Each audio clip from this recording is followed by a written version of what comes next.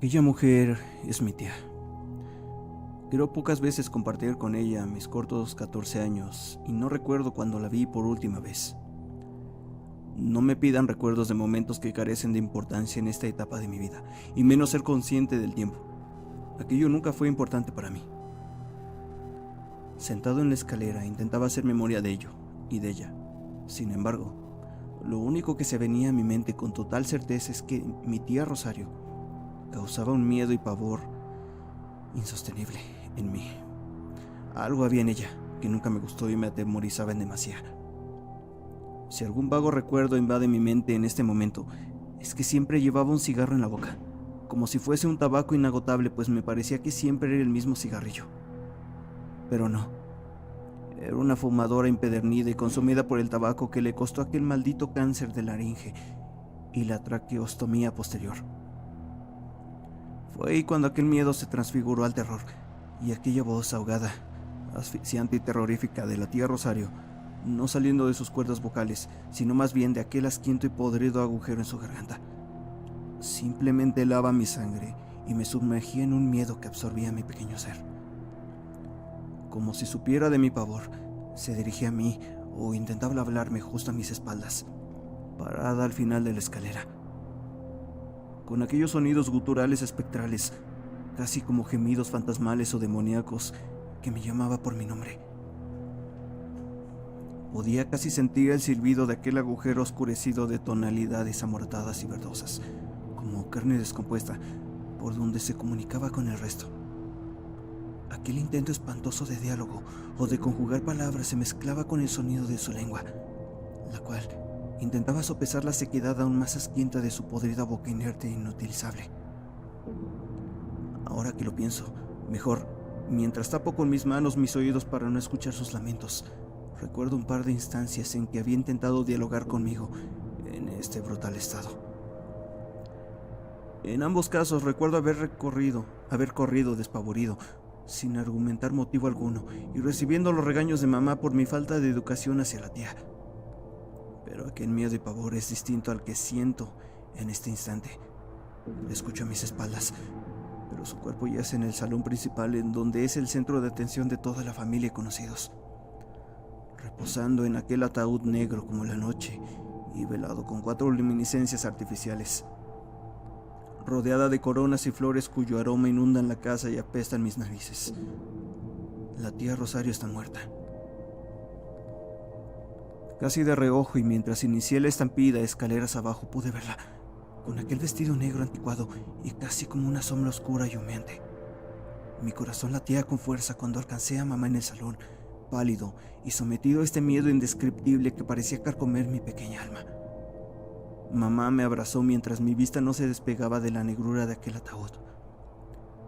¿Cómo explicar la presencia de la tía Rosario al final de las escaleras, cuando frente a ti el gentío se apiñaba y desfilaba junto a su ataúd para ver su rostro por última vez? Me armé de un valor anómalo a mi corta edad y enfrenté a aquel cadáver almidonado y putrefacto. Quería verlo, o, mejor dicho, necesitaba verlo para aceptar que lo que había ocurrido en las escaleras no era más que mi imaginación o sugestión por aquellos sentimientos timoratos hacia la pobre tía.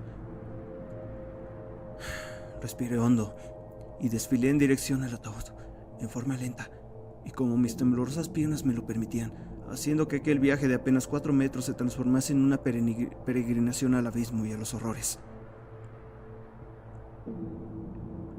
Cuando llegué junto al féretro, debí empinarme un poco para dar con el rostro sin vida de la tía. Lentamente aquel vidrio comenzó a tomar colores mortecinos de su rostro, bordeado por telas sedosas de tono marfil que cubrían el resto de su cabeza, ocultando sus cabelleras y obviamente aquel horrendo agujero en su garganta. Respiré con mayor tranquilidad al ver su cuerpo en el sarcófago, concientizándome de que todo era producto de mi infantil mente sugestionada. La tía vivía sola. Nunca se casó ni tuvo hijos. Solo era ella y sus malditos cigarros. Si bien se las arregló para subsistir trabajando en distintas partes y oficios, nunca le gustó llevar una vida algo más apegada a la normalidad y estabilidad, como un trabajo estable, tener novio, casarse, tener hijos, una familia etc. Mamá desde siempre peleó con ella por estos temas. La vida que decidió llevar era completamente distinta a la que los abuelos habían inculcado. Era como la oveja negra para todos, y aquello mismo confabuló para que se distanciara con mamá, pese a que, al ser gemelas, era bastante difícil, creo, para ambas separarse por completo o despreocuparse la una de la otra. Sin embargo, pese a esa conexión ovular y espiritual para muchos, la tía siempre envidió a mamá por sus logros, pues pese a que había decidido llevar aquella vida en soledad y alejada de responsabilidades mayores, en el fondo siempre ambició la vida de mi mamá. El velatorio era en nuestra casa. El pequeño departamento donde residía la tía no alcanzaba para velarla como correspondía con la cantidad de familiares y amigos que nos acompañarían en este magro momento. La iglesia o una parroquia tampoco era opción, ya que no creía en la religión ni en Dios. Algunos dicen que sus creencias eran algo más esotéricas y extrañas. Cuando llegó la noche, el cadáver de la tía quedó en su acostumbrada soledad en el centro del salón, acostándome con cierta incertidumbre de que la noche con aquel cuerpo pudriéndose allá abajo podría avivar nuevamente mis miedos y pavores. No iba a ser solo inquietud lo que traería la noche. Bastó una visita al baño casi a medianoche para que las pesadillas comenzaran. Solo llegué hasta el umbral del baño cuando extraños sonidos desde el primer piso me alertaron. El baño estaba justo al final de las escaleras, siendo inevitable no sentirme atraído, casi hipnotizado por aquellos sonidos bajando las escaleras. Encendí la luz del pasillo para contener parte del miedo que llegaba nuevamente a mi ser, pero esta solo daba su pobre lumbre hasta la mitad de los escalones, haciendo del resto para llegar a la planta bajo una verdadera boca de lobos. Inmóvil y gélido llegaban a mis oídos aquellos guturales y escalofriantes sonidos nuevamente, que luego, y con más atención, agudizando mis sentidos, se transformaron en pavorosos lamentos y respiraciones ahogadas, casi con silbidos provenientes de pulmones asfixiados y sin aliento, en intentos agónicos de ser oxigenados. No había duda alguna para mí. Aquellos agónicos sonidos, intentos de inhalaciones y lamentos eran provenientes del cadáver de la tía. Bajé los escalones hasta donde la luminiscencia llegaba, agachándome sigilosamente para observar hacia el salón principal. Fue ahí cuando lo que vi me horrorizó y casi me hace rodar escaleras abajo. Era mamá en camisola de dormir, parada extrañamente en el salón, como sufriendo de sonambulismo o algo extraño que le impedía darse cuenta de sus actos. El primer impacto al verla fue brutal y espeluznante, pues al ser gemela su aspecto físico era casi calcado, siendo desde siempre difícil de diferenciarlas. Aquello me espantó, pues me pareció que era la tía Rosario salida de su ataúd, más aún con aquellos guturales sonidos que habían avivado tomar la experiencia de investigar su origen. Mamá demoró en voltear, pese a que mi casi rodada por las escaleras levantó un ruido de maderas y pisadas que rompían el silencio de la casa. Volteó y me miró por algunos segundos, pero parecía no ser ella, poseída o en un trance extraño que demoró en notar qué estaba ocurriendo. Cuando volvió en sí, sus ojos estaban desorientados, demostrando que no sabía del por qué yacía ahí parada, ni cuál era la finalidad de haber bajado a medianoche. Agitó la cabeza en un gesto de haber olvidado algo y luego subió junto conmigo, regañándome por permanecer aún despierto a medianoche. Me acompañó hasta mi habitación ayudándome a cobijar la ropa de cama. Luego besó mi frente y caminó hasta el umbral. Ahí se detuvo extrañamente por algunos segundos. Fue casi un minuto, diría yo, en que no respondió a los llamados que le hice durante ese lapso. Apagó la luz y junto a la puerta, dejando una pequeña abertura, perdiéndose en el pasillo, caminando lentamente, casi de forma fantasmal. No podía dormir. Aquel suceso fue tan escalofriante como extraño que sembró el insondable y real miedo. Ahora que lo pienso y vuelvo atrás en aquella aventura en las escaleras, podría jurar que era mamá quien emitía aquellos guturales y macabros sonidos, pero no, es imposible. Mamá no tiene aquel asqueroso agujero traqueal. No es posible, a no ser. No puede ser. La tía Rosario está muerta. No podría. No, no, no, no, no. No quiero pensar en ello.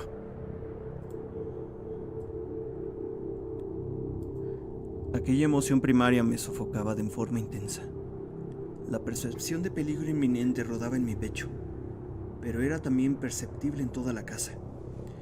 Era como un aire cálido y tétrico que emergía desde ningún lado específico, pero recorría con autoridad cada espacio y rincón de estos cimientos, acompañado de un silencio extraño que no guardaba relación con el que se cernía, producto de la difunta en casa en estado velatorio. La aversión hacia la tía Rosario aumentó a niveles que la repugnancia venía de solo pensar en ella, o mejor dicho, en el cadáver ahí abajo. Creo un par de horas habían pasado desde que mamá se alejó de mi habitación y seguía sin conciliar el sueño. Recogido como un feto protegido de aquel miedo, solo con el ropaje de la cama hasta la cabeza, seguía temblando, intentando alejar los siniestros pensamientos de mi mente. Aquel mismo miedo empoderado incrementó mis ganas de orinar, haciendo inevitable la visita próxima al inodoro, la cual, por más que intenté postergar, fue inútil sostener por más tiempo. Aquel silencio desconocido al cual me enfrentaba pareció acompañarme en aquel viaje por aquel pasillo hasta el baño.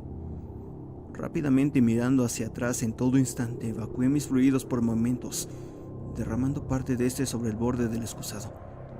Lavé mis manos y mojé mi cara, retardando conscientemente la vuelta a la habitación.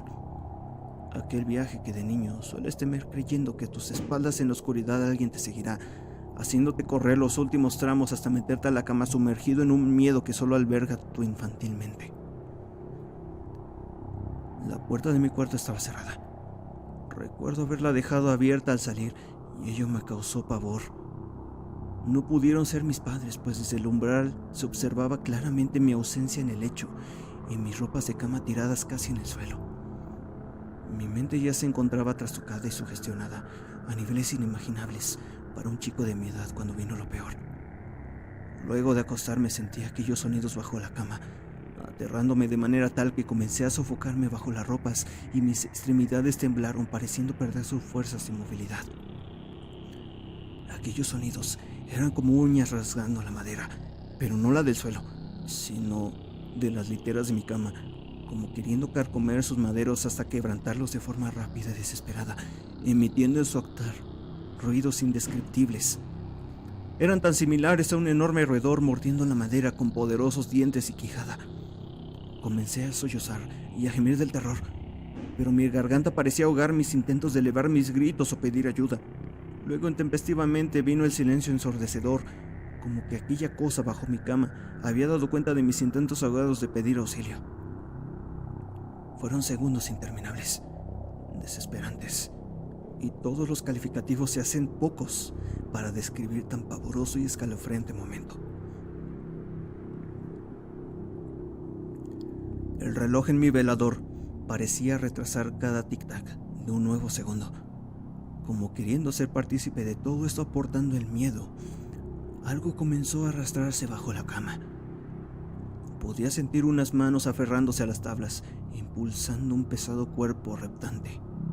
Lo hacía con agilidad, pero le tomaba un desgaste físico, pues parecía ahogarse en el intento. Fue ahí cuando los guturales sonidos volvieron, aquellos ahogos asfixiantes de un ser que pareciese no querer ceder su lucha por respirar o llenar sus pulmones de aire. No cabía duda, era el cadáver putrefacto y maloliente de la tía. El hedor pareció abofetear mi cara e inundar la habitación a muerte en el acto. Pronto el asquiento repugnante cadáver saldría íntegro de su escondite y estaría en posesión de tomar la vertical o, quién sabe, abordarme o hasta jalarme de los pies. Todas las ideas de los actos venideros que pasaron por mi cabeza eran completamente pavorosas y desesperantes. Apreté mis ojos con tal fuerza que las lágrimas se retuvieron en mis pupilas. Lo mismo pasaba con mis gritos, que parecían estancados en mi garganta, y la sequedad bucal era tal que ni pronunciar palabras podría. Aquello pareció recorrer la habitación en cuatro patas. Sentía como si un animal galopase ágilmente, o como un primate tratando de trepar por los alrededores, como queriendo escapar del lugar. Podría jurar que se montaba sobre los muebles mientras tiraba mis cosas al piso con locura y rabia, haciéndome saltar en la cama con el bullicio aquel.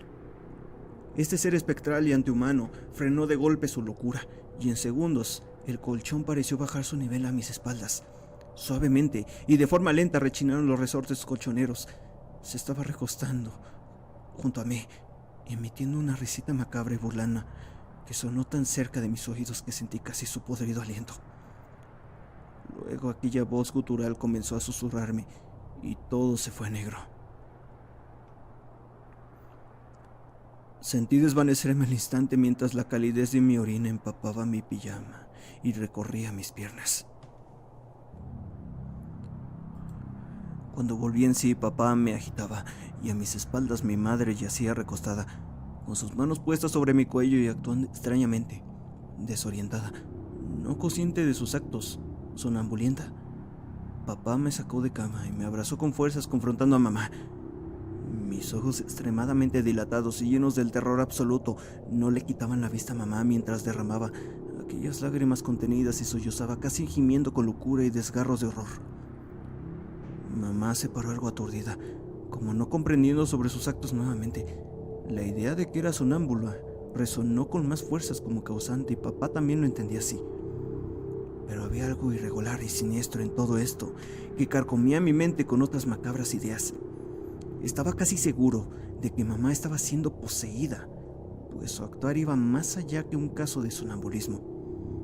Cuando logró retomar la conciencia del todo, miró sus manos.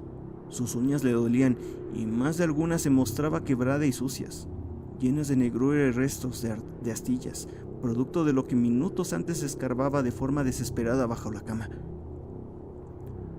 Tocó su mandíbula, que también parecía adolecer, y metió uno de sus dedos entre sus encías para observar con asombro y horror que sangre brotaba desde su dentadura. Quedamos todos gélidos y estupefactos. Papá atendió a mamá, quien seguía mentalmente trastocada y sin conciencia clara de los extraños actos cometidos. Había consenso en que mamá fue quien arremetió en mi habitación y dejó aquel desastre en ella, pero para mí no estaban todas las respuestas. No, esto era un simple suceso de sonambulismo o tratar clínicamente y de inmediato. La escuché gemir, ahogarse en aquellos negros pulmones cancerígenos y emitir guturales sonidos desde su tráquea lacerada. Eso no era mamá. A la mañana siguiente, las puertas de la casa se abrieron temprano para recibir a quienes por última vez acompañaban a la tía Rosario. Tíos, primos, más parientes y conocidos desfilaban presentando sus condolencias a la familia y los respetos al cadáver rígido y reventado por dentro por la acción letal cancerígena. Prontamente comenzaría a expeler aquel hedor a muerte repugnante que intentaría ser repelido por el excesivo número de coronas y flores que rebosaban a su alrededor. Al fin de cuentas, aquello me parecía como única finalidad absurda de traer tanto jardín a los pies de algo sin vida, sopesar la podredumbre para que los invitados al velorio no salgan despavoridos por la fetidez. Tampoco sería un honroso verlos con mascarillas o taparse las narices para despedirse del occiso.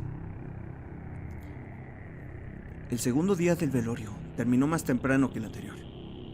Aquello no nos dio tiempo para cenar solo con nuestro núcleo familiar y algunos parientes lejanos que se quedarían unos cuantos días por el entierro. Mamá estuvo rara durante toda la jornada, y si bien atendía correctamente a los visitantes como anfitriona y jefa del hogar, por momentos la observaba con su vista pegada, con su mente en cualquier lugar menos acá, como pensando en los extraños acontecimientos que venían ocurriendo y amenazando la tranquilidad familiar. Podía notar su preocupación. Durante la cena hablamos del tema. La tía Margarita, que vive en lejanas tierras rurales y se maneja con hierbas para todo tipo de dolencias o afecciones, recetó algunas extrañas plantas medicinales que ayudaban al buen dormir y combatir supuestamente el sonambulismo, pero también nos habló de algo mucho más inquietante. Nos explicó de las conexiones de gemelos, que incluso abarcaban teorías sobrenaturales o psíquicas. El fuerte lazo existente puede desde tener los mismos pensamientos hasta casi las mismas sensaciones físicas, logrando percibir cuando el peligro o la desgracia amenaza al otro, o pasando también por los estados de felicidad y bienestar. Luego, con un rostro más serio y una mirada inquietante, nos contó de las creencias de que cuando un gemelo fallece, el otro no vivirá mucho más, pues se piensa que están ligados tanto en vida como en muerte. En ese instante la mesa enmudeció por completo, en donde ni el más mínimo toqueteo de platos pareció interferir. Nos miramos silentes unos a otros con ojos desconcertantes y timoratos en algunos, hasta que mamá quiso romper el hielo y con una sonrisa comentó que tales ideas no estaban comprobadas científicamente y que solo eran teorías espirituales o habladurías de campo. Pese a ello, no pude evitar asociar las últimas actividades nocturnas de mi madre. Era factible que aquella comunicación entre ellas pudiese traspasar la muerte y de cierta forma la tía Rosario, quien se negaba a abandonar el mundo de los vivos, arremetía espiritualmente a mamá, obligándola a tales comportamientos nocturnos. O quizá parte de ella quería seguir de alguna forma presente o en vida dentro del cuerpo de mi madre. Tales teorías me volaron la cabeza, y de solo imaginar algo así mis manos sudaron fríamente y un escalofrío recorrió mi espalda. Quizá mamá está así por eso, comenté a los presentes en la mesa, y un nuevo silencio se instaló. Puede ser, contestó mi tía Margarita, mirando fijamente a mamá.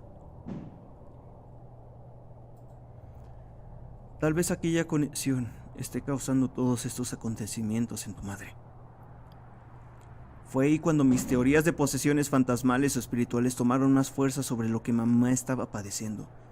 Tomaba sentido en todo esto la muerte de la tía Rosario y la conexión con mi madre, pero a la vez había algo más siniestro y terrorífico en todo aquello, pues en las apariciones prevalecía su cuerpo fétido y sin vida, con aquella perforación traqueal para respirar y sus inhalaciones deficientes producto de los destrozados pulmones, tan características de la agonizante tía Rosario. ¿Sería posible que el fantasma de la tía tomara posesión del cuerpo de mi madre?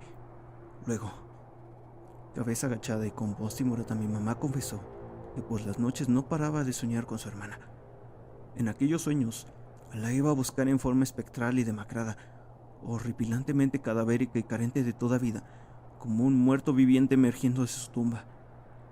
Aquello venía sucediendo por las noches desde que falleció, y la pesadilla se repetía, siempre tomando de su mano, para luego fundirse en un abrazo extraño, en donde lograba sentir su angustia y dolor por haber partido del mundo de los muertos.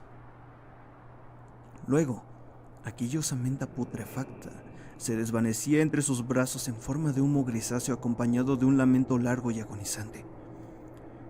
Cuando despertaba no lograba recordar absolutamente nada de cómo aparecía en mi habitación o de pie en algún lugar de la casa. Una extraña sensación se quedaba en su interior, la cual se iba agudizando con el paso de los días, angustiando e inquietando de sobremanera. Papá debatió algunos temas respecto al sonambulismo supuesto de mamá y la posibilidad de asistir al médico cuando acabase todo el trámite fúnebre de su hermana. Ya no tenía el semblante habitual y eso comenzó a preocuparnos a todos. Luego de una sobremesa bastante aburrida, nos retiramos a nuestras habitaciones. Mañana, al fin, entraría a la fosa la tía Rosario, y para siempre, enterrando con ello todos los horrores traumatizantes que ha venido causando en mí desde cuando estaba en vida. Creo ver las últimas paladas de tierra sepultando su repugnante ser. Aliviarían gran parte de mis miedos. No iba a soportar otra noche más de espantos y cosas raras. Por ello, la cama de mis padres era el lugar donde más seguro me sentiría, o al menos eso creía antes de dormirme. Una tormenta de aquellas azotó con fuerzas, y el estremecer de las ventanas con cada tronadura del cielo hacía difícil conciliar el sueño profundo. Cuando creí al fin ganar profundidad, mi madre se levantó al parecer al baño, divisándola somnoliento caminar hacia la puerta. Sin embargo, inmóvil se quedó parada en el umbral, sin abrir la puerta por unos minutos. Los relámpagos que daban luminiscencia a la habitación traslucían su silueta tras su camisola de dormir, y su largo pelo caoba parecía brillar ante la luz de la tempestad. Me senté en la cama y la llamé de forma muy silente, ante lo cual giró su cabeza y llevó su dedo índice a la boca, exigiéndome silencio para no despertar a papá. Luego salió de la habitación con ese andar que me erizaba la piel. Volví a despertar y a perder la profundidad en el sueño. Mamá no había vuelto a la cama, y tenía la certeza de que había pasado demasiado tiempo, al menos el suficiente como para ir y volver del baño. Algo no andaba bien, y mi cabeza nuevamente comenzó a maquinar situaciones llenas de horrores, las cuales rápidamente deseché intentando acomodarme en la almohada y pensar en cosas más sensatas y gratas.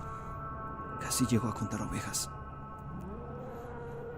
No pasó mucho cuando la puerta se abrió, solo unos cuantos centímetros, pero se abrió. Se mantuvo así por un momento que se hizo tenso y atemorizante. Luego comenzó a abrirse lentamente, rechinando de forma espeluznante cual vieja era, y sus bisagras corroídas carentes de lubricación. Aquel chillido fue eterno, pero era tan obvio que era mamá volviendo del baño que del miedo pasé a la tranquilidad, pero no sería eso. Aquello que había vuelto no era mi madre. Estoy seguro de ello, pese a lo que digan. Yo la vi, y en mi retina quedarán grabados por siempre esos horripilantes instantes. Era el cadáver de la tía Rosario. Giré mi cabeza, pues mamá no entraba. En primera instancia, era su silueta parada en el umbral, hasta que sus extremidades comenzaron a avanzar de manera pausada y dificultosa, acompañada de un crujir de huesos aterrador, en donde cada pieza ósea parecía salirse de sus ligamentos y los cartílagos romperse como elásticos cortados. Cuando mis ojos lograron enfocar con mayor nitidez aquella silueta parecida a mi madre, pude observar, gracias a la luminosidad de los relámpagos, que sus piernas y extremidades flaqueaban en el intento de caminar hacia la cama, haciendo que aquel ruido óseo se sintiera más escabroso aún a cada paso que esa cosa intentaba dar. Algo traía en las manos. Con mayor detención pude determinar que era un pequeño cuchillo en una de ellas, como así también sentir que le costaba respirar, lanzando intentos profundos de inhalaciones que resonaban en su pecho como alguien con un severo ataque asmático.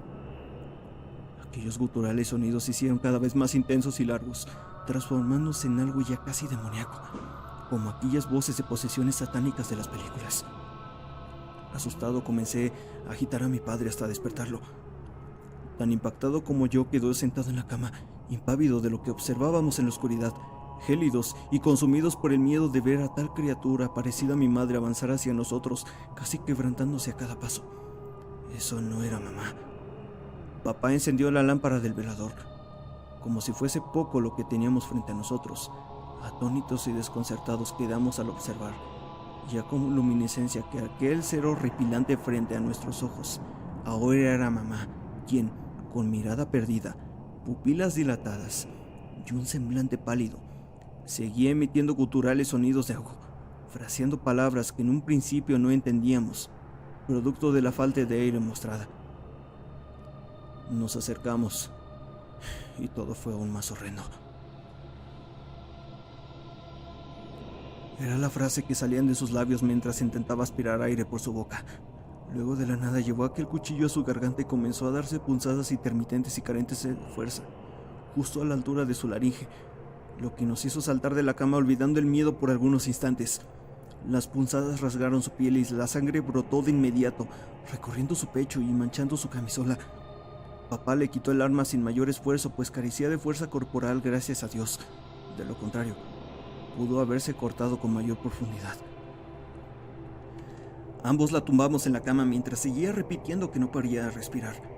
Fue ahí cuando inmediatamente asocié que lo que intentaba mamá era hacerse una traqueostomía, pues en su otra mano tenía un tubo de lapicera listo para embutirlo en el agujero que intentaba abrir en su tráquea.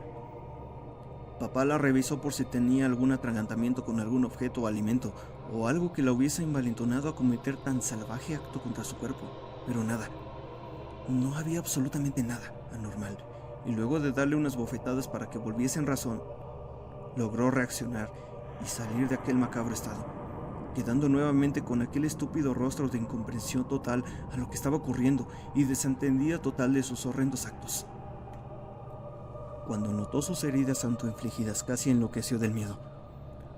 Cubrimos rápidamente su herida, que gracias a Dios careció de profundidad, pues pudo ser peor. Llamamos a la ambulancia, que llegó en poco tiempo para trasladarnos a la clínica, presentando la urgencia como un accidente doméstico, sobre el cual, sin embargo, posteriormente tuvimos que dar declaraciones a la policía, ya que el parte médico indicó heridas punzocortantes con arma blanca. claros indicios de algún caso de suicidio, o siendo peor, algún intento de homicidio, situación que nos mantuvo por algunos meses comprometidos y en observaciones por lo delicado del tema. Claramente no asistimos al funeral. El resto de los hermanos y familias se encargaron de dar sepultura a la tía Rosario. Nos quedamos 2 días con mamá en la clínica, quien quedó en observaciones, no tanto por la herida, sino por lo delicado de cómo pasó y la posibilidad de que estuviese presentando patologías depresivas o psicológicas que la arrastrasen a someter a su cuerpo al dolor, incluso a atentar contra su vida. Mamá fue obligada a visitar al psicólogo, quien la diagnosticó con una especie de depresión, al parecer causada por la muerte de su hermano. Lo cierto es que después de aquellas noches, no ha vuelto a ser la misma. Hay momentos en que la noto con aquella mirada perdida o se desatiende de lo que hace. Al mes, su psicóloga habló con papá y le comentó que mamá estaba comenzando a sufrir trastorno de identidad disociativo, en donde la persona está por momentos bajo el control de 2 identidades distintas, olvidando fácilmente acontecimientos cotidianos, información personal o temas estresantes o traumáticos. Me atrevería a decir que la otra personalidad no es una identidad, sino más bien una entidad, su hermana. Algunas noches creo escuchar aquellos guturales sonidos, casi en susurros, provenientes de la habitación de mis padres.